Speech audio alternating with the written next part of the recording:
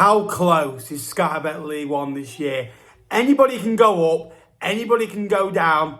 It's a chance for the underdog. Today we're going to go through Sky Bet League One as we are pretty much now a third of the way into this compelling, grueling and marathon League One campaign. If you're new around here and you like League One, you like League Two, please do us a favour, subscribe down below as we are on the march to 19,000 subscribers. So if you could subscribe, that would mean a lot. And if you could like the video as well, that'll greatly be appreciated. Let's go for, let's go for it again. 100 likes. If we can hit that, that'd be brilliant. Stevenage sit top. They've got 30 points after 15 games. And before they beat Peterborough on Tuesday night, they actually hadn't won for 4 games. They lost 2, they drew 2. The thing with Stevenage, hard team to play. They've only conceded 11 goals in League One this season. So strong at home defensively and even away. When they lose, they don't lose by many. They're hard to play against. And teams go to stop Stevenage rather than play their own game. So while it's like that, you do feel Stevenage, if they've got the quality and they stay switched on, they're good enough for at least a point. My one issue with Stevenage, not an issue. They've only played 15 games. We're in the end of November now.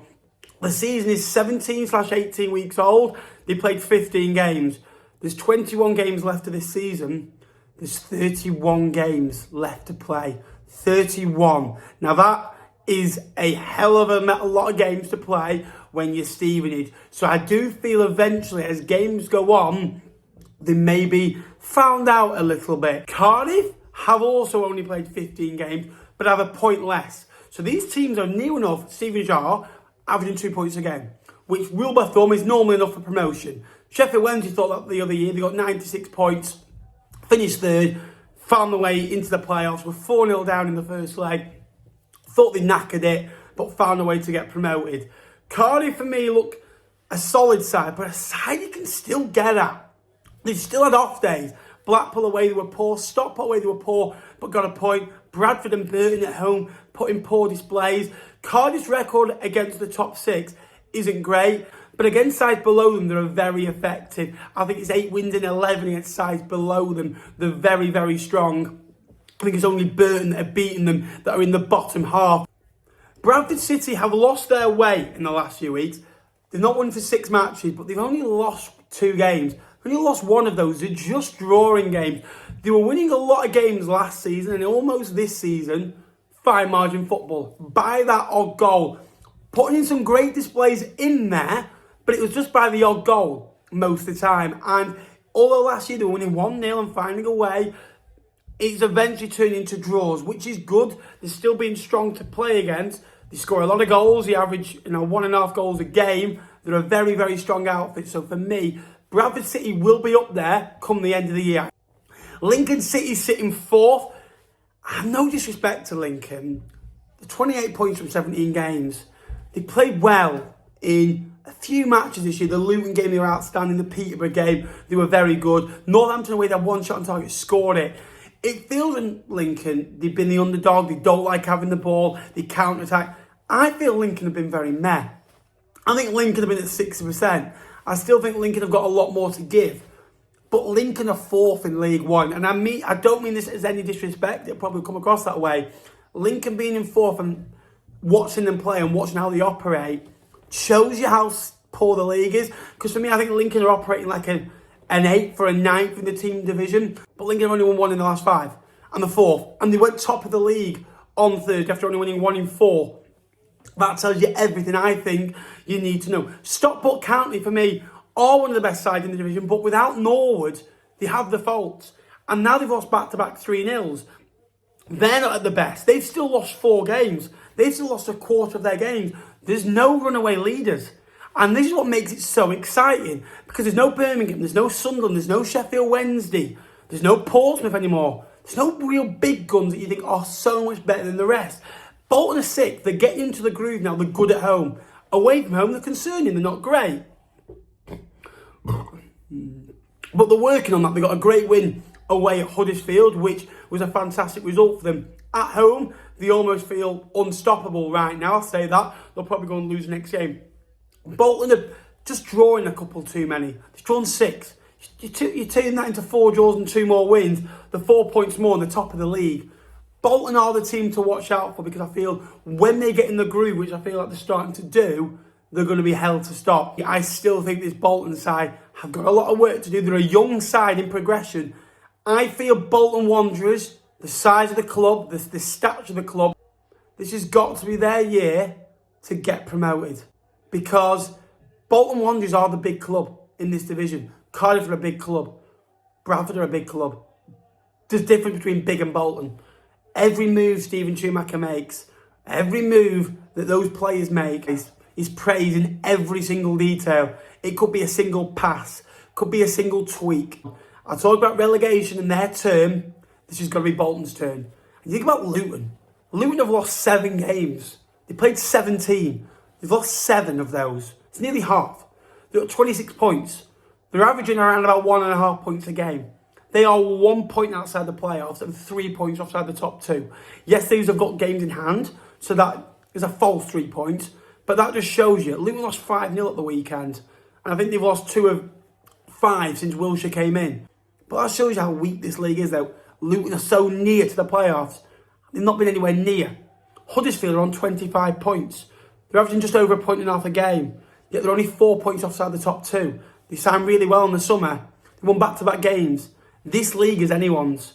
You could even go Wigan. If they won at the weekend, they could potentially only be 5 points offside the top 2. Now, Wigan have been pretty poor of late. You think Burton, who are 14th, 22 points, are 5 points off the playoffs. Burton didn't win for about 7 matches. Again, until middle to late of September when they beat Cardiff away. And Leyton Orient, who have lost nearly half their games, are 6 points off the playoffs. And yes, there's only been 51 available, but they are 6 points off the playoffs. And you look at the bottom now of this division, Port Vale, they, for me, already look done. They look resigned to it. The recruitment, again, I don't think was great. I don't think they've got a bottom 4 squad. I think they're a 17th or 18th. I don't think that manager is getting it out of the players. They're creating opportunities and not taking them.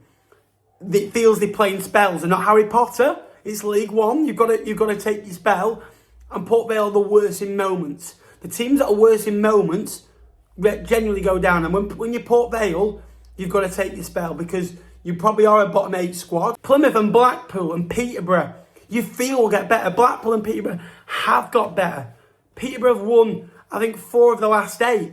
Blackpool, since Everton came in, have only lost 1 game, which shows you the levels that they're at. They've won 2, they've drawn 2, they've lost 1. You know, that's 8 points. That's 1.6 points a game. That's about mid-table. You feel if Blackpool were to average that over the next 20 games or so, they'd be already at the 50-point mark by about match week 38. You feel Blackpool will get better. And then you look at the sides above, because at the moment, I don't see Plymouth, Blackpool or Peterborough going down. So there's 3 spaces there. Exeter, I worry about. They don't win enough. They lose too many games of football. They'll win 1 every 3 or 4. But in the other 2 or 3 games in between, you've got to pick up a point. Exeter don't do that enough. Doncaster on a slide. They waved the momentum from promotion. They were very good at home. They were winning games of football, fine margin. With Doncaster, it felt like every shot they were having was going in. At Port Vale, they had 1 shot on target. They won 1-0. At Mansfield, they had 2 late shots on target. They won 2-1. Against Exeter, they got a late penalty. They won 1-0. So for me, at this moment in time, Doncaster are just waving that momentum. And you've seen what have come of late. They've been pretty hideous. And they're losing to sides that Doncaster need to get points from. Reading, I think, will be okay. They draw too many. I think they'll win more than they'll lose. Northampton's goals do worry me. They've only scored 13 across 16. And they've started to concede a few now, which is a bit of a worry. But I think they've got a spirit. I just think the likes of Burton will stay up because of Gary Bowyer. I think that Cloughy will keep Mansfield in the division. I like Nolan. Leyton Orient, everyone's sleeping on them. Richie Wellens is a good manager. He'll go. Who will go down? I'm looking at Port Vale. I think they're one that I think Exeter will probably go. I think Northampton and Doncaster. If you had to ask me right now for my 4 on the top end, if we're looking at it right now, I don't think I don't think 2 of the 6 won't be there at the end of the year. Barnsley have got games in hand. They're on 24 points from 14 games. They've won half the games. They're not losing games. They've only lost 4. But Barnsley have only got a small squad. Conor Hourihane has only used 20 players this year. They're playing 14 games in 4.5 months basically now. Of football is okay. Because once a week, once it gets to Saturday, Tuesday, I think you can see a slide down for Barnsley. I think they'll be okay to say 10th, 11th. But I don't think they've got the squad to compete because their depth is young kids and they're trying to provoke an environment where their young academy lads are coming in doing a job. It's a very mental league. I think it's the poorest, in inverted commas, but the most open, the most exciting, the exhilarating season we've ever had in Sky Bet League One. It's so open. Anyone can go up. I don't think you could categorically tell me a top 6 right now or top 4 or bottom 4. Both sides, every side in this division are playing for something right now, and it's that good time of the year. In the next 6 weeks, we'll learn a lot. We might revisit this in January, but I think that there might be a few shocks along the way. I want to hear from you, though.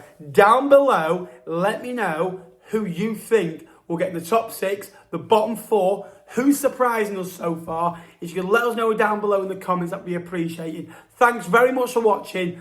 Until next time, I'll see you later. Up the League One.